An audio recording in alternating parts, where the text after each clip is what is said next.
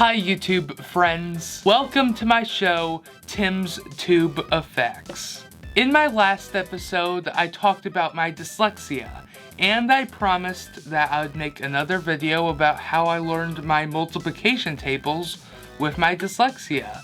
And so, here is my episode, My Dyslexia, Part 2.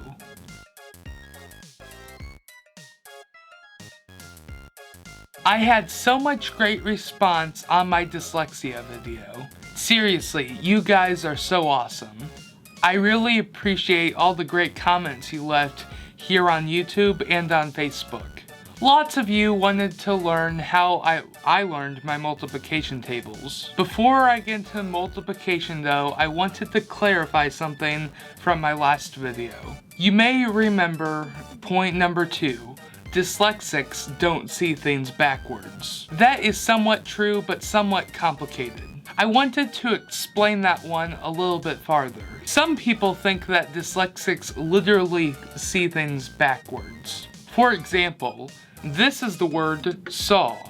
If people with dyslexia literally saw things backwards, they would see this as was. That is not what we actually see. If that was the case, we could just solve our dyslexia problem by looking at every word in the mirror. It's just not that simple. Remember how I said that we mainly process things through the right side of the brain and not the left? Know when we read, we do it from left to right? Well, a dyslexic has a harder time going from left to right on the page. Because our brain is taking things the long way around, it sometimes feels like the words are swimming around on the page. Sometimes our eyes start to wander and we accidentally read things backwards. So sometimes words like saw will be read as was. I've done that myself many times. But again, it's not because I'm seeing the letters backwards. It's just my brain is having trouble keeping things straight and getting my eyes to go in the right direction. Well, I hope that clears up what I meant by that. Sometimes we do twist around letters or words. That may make it look like we see things backwards, but again, we see things like everyone else, but we just process things differently. Now, on to the multiplication tables.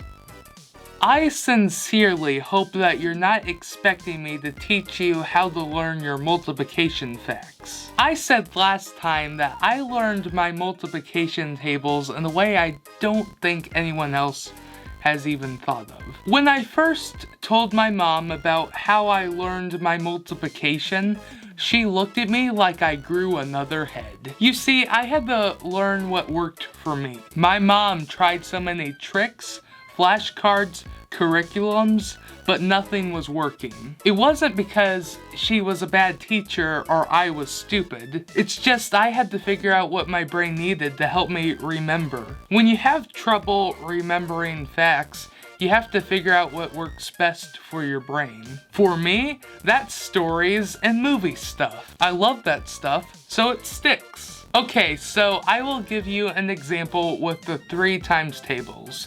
Here are the answers. To help myself remember these, I had to come up with a continuous story. Here's what I did. Imagine you're a 3-year-old boy with a 6-year-old brother. You want to be just like him. When you're 3, you want to be 6 like him. When you're 6, you want to be 9 like him. When you're 9, you want to be 12. When you're 12, you want to be 15.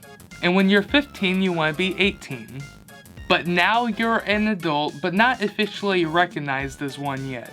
For that, you need to be 21 and have a job. You decide you want to be a movie maker, and you're going to film your stuff at 24 frames per second. And by the way, that's actually the frames per second movies are actually filmed. Occasionally, you see people filming things at 27 frames per second. Suddenly, you're 30, and you think that 30 looks like a sad 3 with 0 friends. But another 3 comes along to make 33, and then there's 36. Unfortunately, I ran out of story at that point, so I just had to remember 36. My mom says she has no idea how I came up with this, and she could have never came up with this for me. I had to want to learn it. And that's another big point. When things are hard, you have to want it more. If you don't want to learn it, it'll be much harder. I would really love to hear from you and hear if you have dyslexia or ADHD. A lot of the processing problems are similar with the two. What tips and tricks do you use to learn hard things? Share them in the comments below. I'm Timothy Sykes. Peace out.